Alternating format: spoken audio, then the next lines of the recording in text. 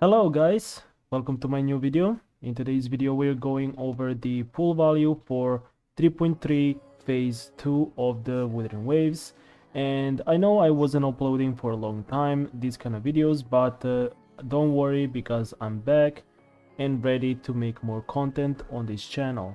So without further ado, I would just want to quickly give you a brief mention of phase 1 banners, just to give you my honest thoughts, as I didn't really make a video or as a pull guide on phase 1. So let's just do that real quick. So when it comes to the phase 1 banners, it's pretty simple. Hyuki, I'm just gonna be straightforward. She's amazing DPS and very budget as well. When it comes to weapons, Emerald of Genesis is all you need. When it comes to teammates, I would just briefly mention the Lene is going to be her best in slot at the moment as a sub DPS. Chisa will be the best support unit for Hyuki, which makes Chisa even better.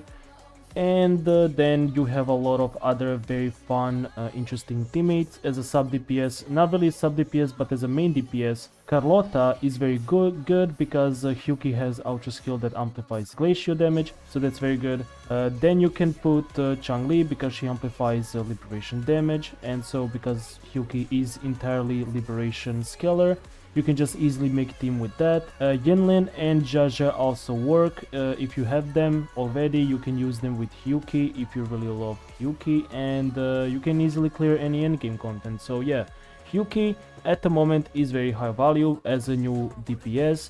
Over time her value can decrease, but for now she's very high value because again, she's a new DPS and she's getting more support with Lucilla. So yeah, that's pretty much about her. I will quickly mention Yuno. Yuno, in my opinion, at the moment is a skip, as her teams are not really as relevant as they used to be. For example, if you don't have Augusta, Yuno is not really as needed. Even if you have Lene. If you have Lene, you can play Yuno as a main DPS, which is still strong, don't get me wrong, but Yuno is single target focus, and honestly Havoc Rover, Spectre Rover, Calcharo, Anchor, all of those are also single target, and you can easily clear endgame with them using Lene. So if you have Lene, instead of pulling Yuno, there are way better options like Hyuki and Morny, and in second phase, we'll talk about more in a second, there are way better options than Yuno. So Yuno is, in my opinion, among the worst choices in the current patch. And not because she's bad necessarily, but she's not good enough like other units, because there is way better option in my opinion this patch. So yeah, Yuno is kinda an easy skip for me.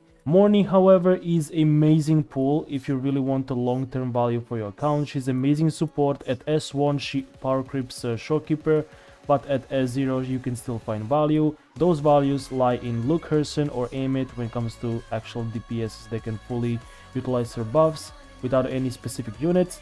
But if you don't have these, you want Lene, and with Lene, Morny can buff any main DPS in the game because she requires Tune Strain or Tune Rupture shifting applied on enemy, which translates into interfered state, and that is where she gives that 40% damage increase for the current resonator on the field.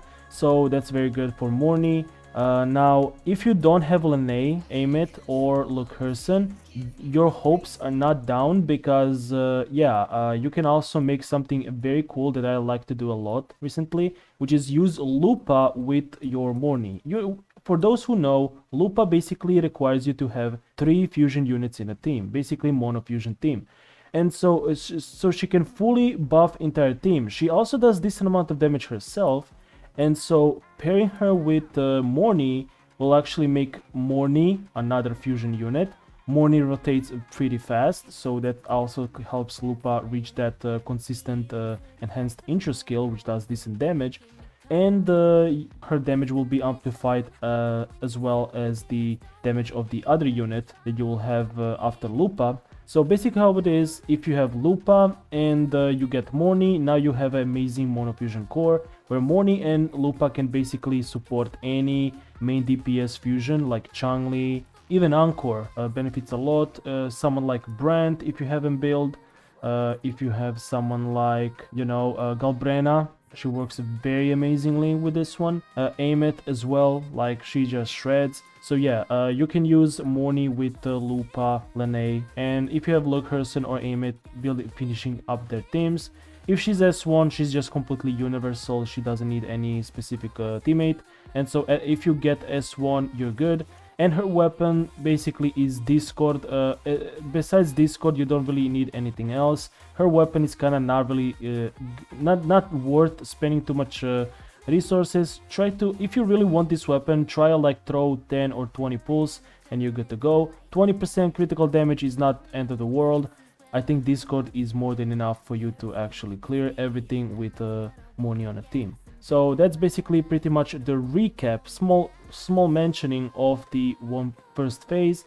Now let's go more deeper into the second phase. This is where actual video today starts. So the first things first I want to mention is going to be Denia. Now Denia, from what we know, her buffs are not... I will talk about Denia more. I will make a dedicated video on Denia, but first let's talk about her things that she does. So basically Denia has Ultra Skill, has actually two modes, Tune Strain and Fusion Burst, okay? So in Fusion Burst, her kit basically increases all team's fusion damage bonus by 30%. That's okay, but not good enough unless you play her with Aim it. So that's one thing, right? That's the first thing for Fusion Burst. For Tune Strain mode, it's meant to be for Luke Herson. Her baseline Ultra Skill for Tune Strain mode is 15% amplification, which is usually support level of amplification. But in my opinion, that's not good enough to actually pull for her, right? If you have Luke Herson, that 15% goes up to 40% amplification and inflicts shifting for Tune Strain. Now, yes, her only actual DPSs that don't really feel like cope are basically Luke Herson and Imet. But I find some loophole and little exploit that you can use Denia. If you don't have either of these, you can still use Denia in a strong comp, but at the cost, right? At the cost of her weapon. Now, if you already have, she's a rectifier, of course, she's a rectifier. We don't have this weapon yet here, but you will have when phase 2 drops, which is going to be in less than 24 hours. Denia's weapon basically gives attack boost. So it gives 24% attack boost to entire team. But the thing is, only to those who actually inflict Tune Strain. Or, right? So when anyone in a team actually activates a Fusion Burst or Tune Strain, those units who actually inflict that will get 24% higher attack. So Denia and Luke Herson will actually get that attack boost. And because Morny would be on a team, she scales of defense. So her not getting any attack doesn't really change anything. Doesn't change as much. But yeah, Denia will basically give you that attack boost. But the thing is, unless she's specifically with Luke Herson or Imet, it will not affect anyone except Denia. And this is something that I will talk about more in the next video, about Denia specifically, because I think she's a very interesting character and she's more like a trap rather than a good pull. But I actually figured out, in case she does damage, and if you have a good stat stick like Phrolova signature, or maybe any like String Master, right? You can have something like, where is it?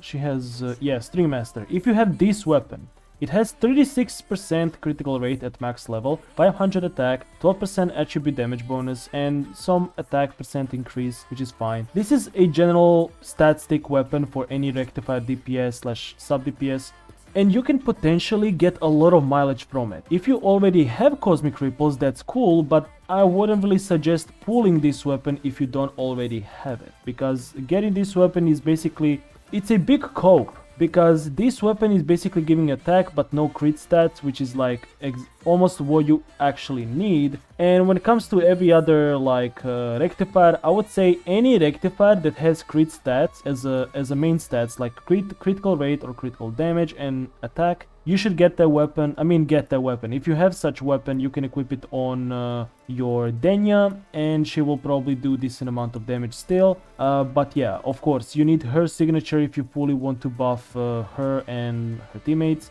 But again, it's not general use case, so her weapon is also low value in my opinion, unless you plan on maining Denia. But yeah, so that's one thing, right? When it comes to weapon, it's low value. When it comes to teammates, she only has 2 actual DPSs that she will support. But there's actually third one, and the third one is actually Lupa. Hear me out. So if you put your Denia on a tune strain mode, she will also give you 50% higher chance of triggering a tune break, and actually will fill up the bar by 50% or something like that. But she actually supports similar thing to Morny. Morny gives you 50% higher off-tune build-up rate, while Denia will fill up the gauge of the off-tune level, which is basically responsible for you actually being able to activate tune break skill, which breaks the vibration strength, which is basically the bar that can stagger the enemy, basically making enemy very staggerable during rotations, during the tower run or anything. So Denia is very good. She has amazing cool kit, and she also has that grouping, constant grouping, which is very powerful for something like Whimpering Waste. It'll be interesting to actually try and see whether or not she can be paired with someone like Phrolova and try doing something like that. Denia also scales off liberation, so she does liberation damage, so you might want to focus on that. But she works similar to Phrolova. She like has that off-field sucking ability when she's like pulling in nearby mobs, and so that's very good. And she does continuous damage, and so yeah, that's very good. And Strain basically makes so the Morny's abilities, thanks to Denia, will apply to anyone who is like hitting the boss. So you go into Lupa. The reason why, it's because Lupa buffs entire fusion team. Morny is a fusion, and Denia is another fusion. Now you have 3 fusion units, which is a mono fusion team. Lupa has maximum buffs. Denia will buff outro into the Lupa, do damage off field, and Lupa will do damage on field. The reason why this is very powerful, because full buffs from Morny will be applied to Lupa without you having to use Lene, which basically cuts 30% of Lupa's buffs are just cut down if you use anything but fusion. So yeah, now Morny can finally buff Lupa with extra 40% damage increase.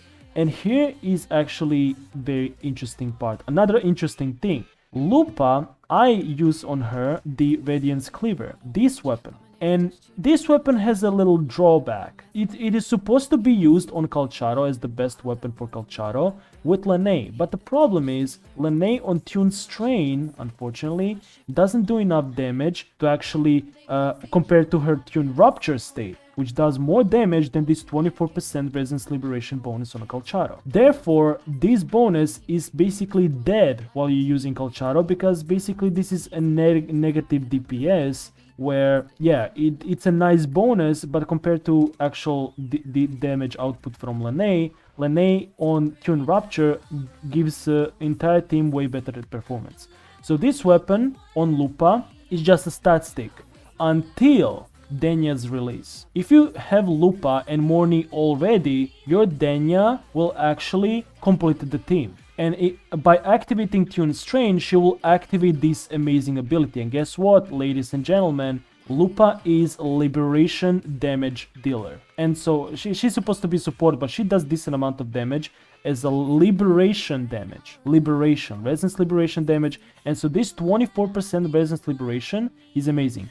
Dealing damage to targets under Tune Strain interfered. Bro, this is just, you do the damage, don't stop moving, and you have this entire rotation. They're just crazy, right? And so getting 15% amplification from Denia, getting 25% amplification from Morny, and 40% damage increase, plus Denia's like off-field damage and higher build-up rate, and this weapon will give you 24%, which is a standard weapon, Broadblade, amazing. In my opinion, budget Lupa is actually a way to go. Now you can actually get her signature and use Lupa's signature to actually, deal more damage, but again, this Radiance Cleaver will be more powerful on Lupa now than it was before, thanks to Denia's release. She will enable that, plus 40% damage increase from Morny, which was before it was not possible for Lupa because no other fusion unit actually enables entire kit from Morny. But now Morny can fully buff any third slot character as long as Denia is on a team, or Lene, right? So Denia can now help Morny fully buff your Lupa. So yeah, Lupa, Amet, and Luke Herson are basically the recipients of Denia, and if you have Morny, of course your Lupa is the third DP.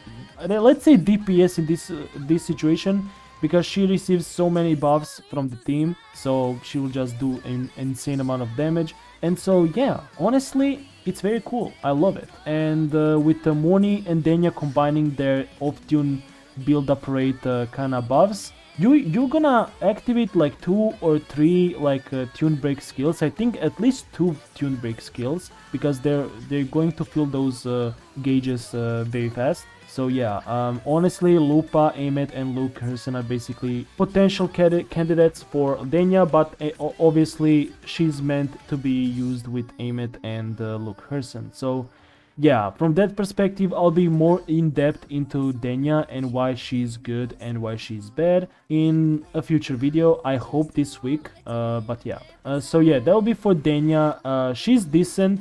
Her budget option for Rectifier is basically, in my opinion, none. Unless your Amet and Luke Herson are amazingly like built. If you play with Amet, Denia has 60% amplification for fusion burst damage. So yeah, there you go. And 30% fusion damage bonus for Amet, which is amazing. But again, nothing too crazy, nothing too like out of this world.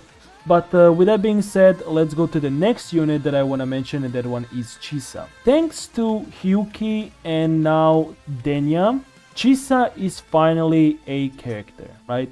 She's finally a valuable unit that you can pull. Now, she's not the most valuable, definitely. If you don't have Denia, your Chisa will not do much for Amet. If you don't have Lene, your Chisa will not do as much for Hyuki. Now, yes, Chisa's kit synergizes with Hyuki a lot, because they made so Hyuki also interacts with Havoc Bane and all the stuff. So she's very good, right, on Hyuki team, but again, Hyuki, in my opinion, performs better if you get Lene first, or in future, right, you get Lucilla, and they will actually give you more mileage first. It will be a better priority than getting Chisa. But Chisa is basically right after that, Chisa is the next best investment for those teams.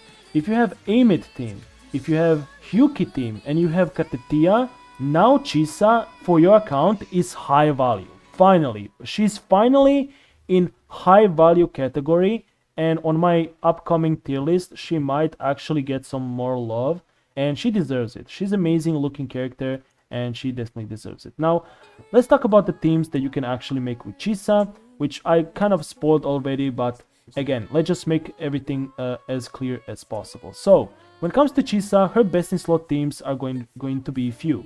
At the moment, her most meta teams are going to be Hyuki, Amet, right? So Hyuki, Lene, and Chisa are currently the best team for Hyuki, and Chisa is the best support. Amet with Denia and Chisa is going to be another meta team, especially for Whimpering Waste. So that's very important thing to know. Now there's another, not really as competitive option, but still very good and strong team. Still to this day, Katetia, Chacona, and your Chisa will definitely destroy Tower of Adversity, even Whimpering Waste, because Chisa groups enemies like crazy. And yeah, she's very fast rotating, so yeah. I like Chisa, I like using her recently within like trials and all those stuff. She's very amazing, and yeah, I like using her, honestly, on the recent event. So that's for teammates, honestly. Now, there's another thing you can do, but I don't really recommend it. You can do like Phoebe main DPS with Spectral Rover and as a sub DPS, and then Chisa. That's like a casual team, not really something that will give you great results. Zani is kinda cope because she does Spectral Frazzle damage, she converts every Frazzle stacks, so Chisa doesn't really have enough window to actually give full buffs from her.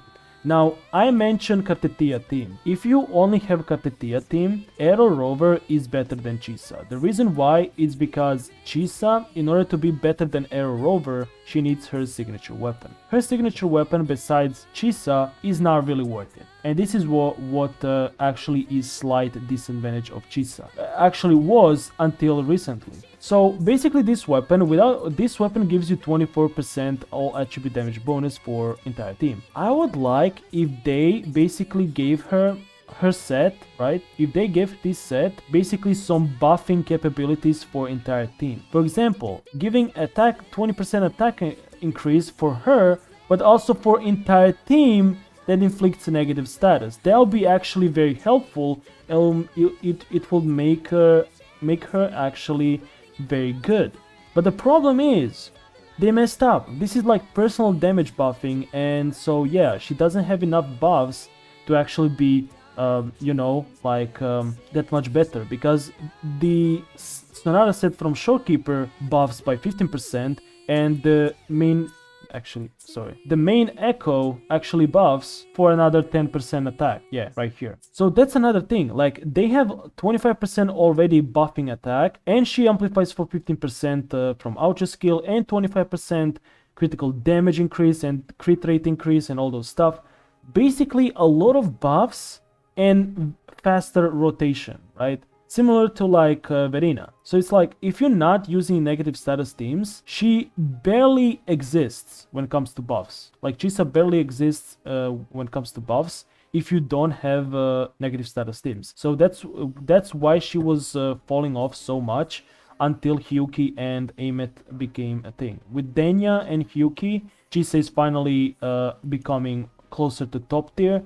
But yeah, basically her weapon is useless because anyone else with this weapon besides Chisa is basically not being happy, because attack is going to be 500, and base attack is basically very responsible for your attack percentage bonuses, because they will scale less the less base attack you have. So that's basically how it scales. It's your character's base attack plus weapon base attack, and when you combine that value, that's your total base attack. And all the attack percentage like this will basically be affected by the amount of your total base attack. So lower the weapon base attack means your total base attack will be that much lower.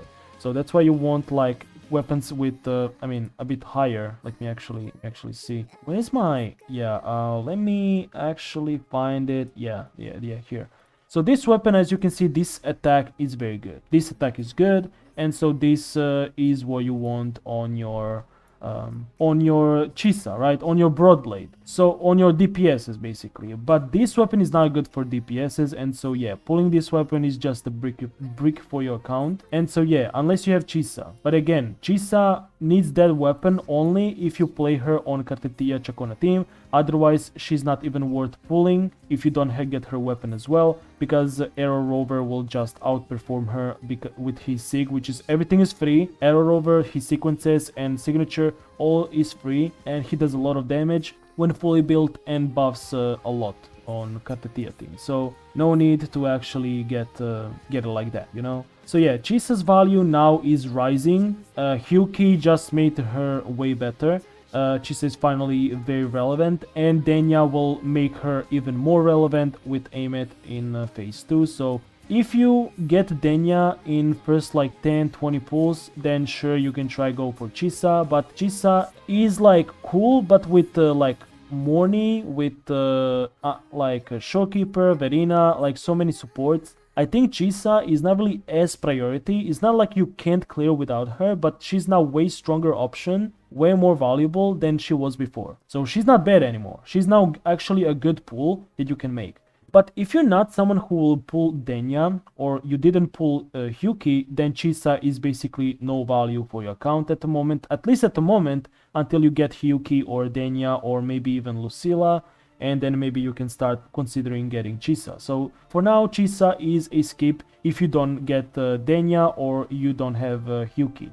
So that's for Chisa. Now let's go to the next character, and this character in my opinion is the best option in 3.3 alongside Hyuki and Morny, right? That's going to be Phrolova. Phrolova is just broken. this character, let's just go over the teams that you can make with this character. Phrolova can make a lot of teams. That's first thing to know. She's basically what I like to call the most versatile and consistent DPS in the entire game. The reason why, it's because, as you can see, you can put her as a sub DPS with Chisa, right? You can make Chisa as a main DPS, put Phrolova as a second DPS, and you're good to go. You will clear. I clear with Phrolova, Spectreover, and Verina. Not because I don't know how good at the game.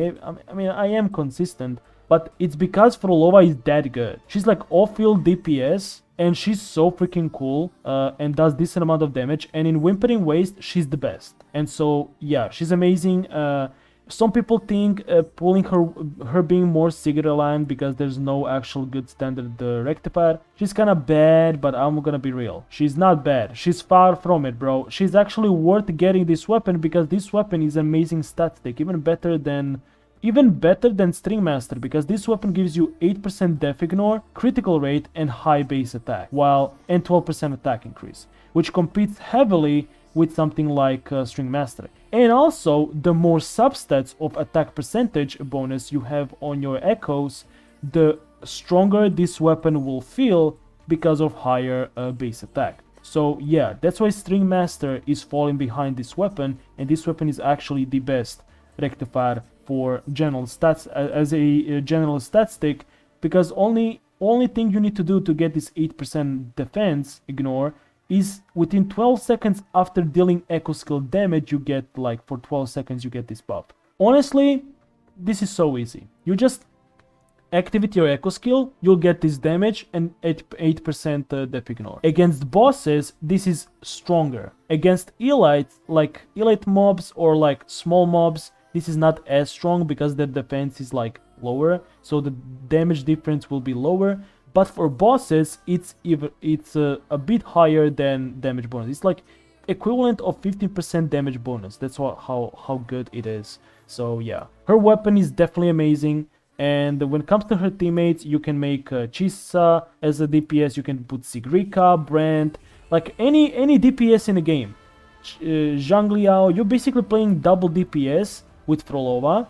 But instead of like doing quick swaps, you can just go into Phrolova and into your main DPS. That's how good she is. Like, she's that good. Like, you can make so many teams, different like variations of teams with Phrolova. That's why I love this character so much. You can put her like with Jian. She amplifies 25% heavy attack damage and 20% havoc. So you can even go with Havoc Rover, Spectral Rover. You can go with Jian, of course. You can go with Changli because she's also fast. Even Carlotta, she doesn't get any buffs from Phrolova, but again, that off-field damage is all you need. Cantarella is her best in slot sub DPS for Phrolova because she buffs resistance skill damage, which is Frolova's on-field damage, and then off-field she does a lot of echo skill damage, which comes in place and becomes very good with Chuyan. And so yeah, Chuyan buffs echo skill damage, he buffs critical damage, and he's very good team, probably the best in slot for Frolova at the moment in the meta. You can play Yuno, Lupa, Augusta, Galbrena. Lene is kind of cool for Frolova, but again, like I think there are way better units you can do with Lene. But again, Frolova and Lene easily clears everything, no problem there. With Amet, with Luke Herson, with Yuki, like you name it, any DPS, any future DPS can just combine. You can just combine Frolova with them and just clear. So that's how good Frolova is. She's just universal DPS. You can slot her anywhere. If you want to experience that amazing feeling of playing two DPSs in one team, Phrolova is just the best at that job, right? She's the best. And Denia seems to be similar to Phrolova because if her damage is good enough, then she'll be similar to Phrolova. But again, same thing. No good budget option, but premium only. So, but again, Denia depends on who you have on the roster. Phrolova, if you have a Rover, which most likely you have, Havoc Rover or Spectral Rover is all you need with Phrolova. That's basically what you need. You cannot say the same thing for Denia. So in this scenario, when it comes to account value, Phrolova is better than Denia. She's better than Chisa because Shorekeeper is available on beginning banner, And Verena, anyone who plays this game should have Verena at this point. So two of the supports already amazing for Frolova. Chisa is very good if you have negative status teams. If you have Hyuki or Denia, she'll be amazing long-term value. But Frolova, she doesn't need any specific unit on your account to work. And that's the magic of Frolova.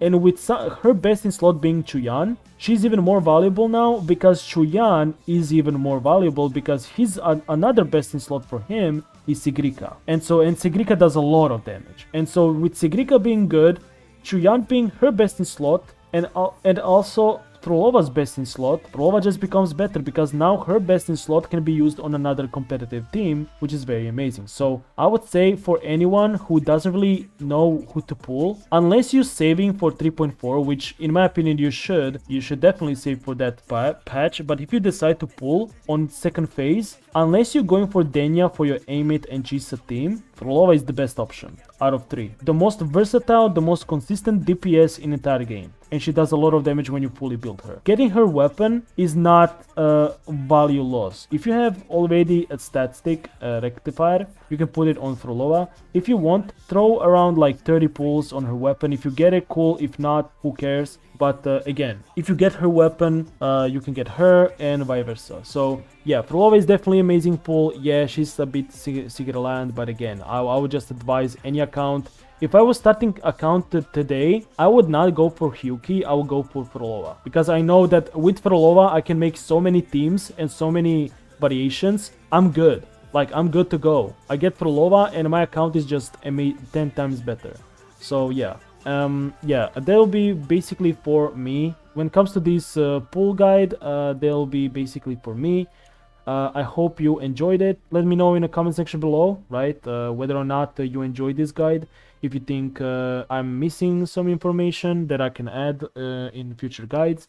Yeah, who will you pull on the phase 2, or did you pull phase 1 characters? Which one did you pull? And also let me know if you will skip everything and save for 3.4 patch, as there will be like this Cyberpunk collab, and Lucy and Rebecca will kind of release, and one of them will be free. I think it's officially confirmed that one of them will be free, so I'm down to see that. So yeah, I will also make a showcase for, let me see, I'm probably gonna skip Denia because yeah, I don't have Chisa and I'm not gonna pull Chisa for Denia. So I do have Hyuki, but again, Hyuki is gonna require either Lucilla or Lene, who I already have. So yeah, honestly, I can make showcase video, like a gameplay showcase on TOA with Frolova a bit more, so you guys can get a better idea of how she performs at budget level, on more competitive level, and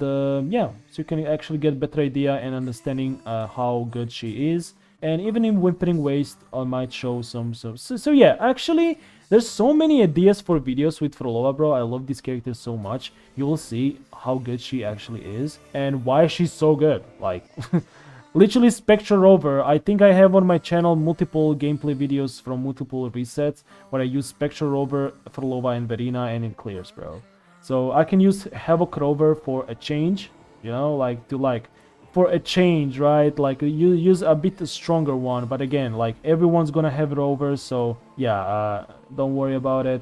So yeah, if you enjoyed this video, yeah, just make sure to like and subscribe and comment down below if you're gonna pull anyone or not. And yeah, I hope you enjoyed this video. If you did, make sure to like, subscribe, and see you next time. Peace.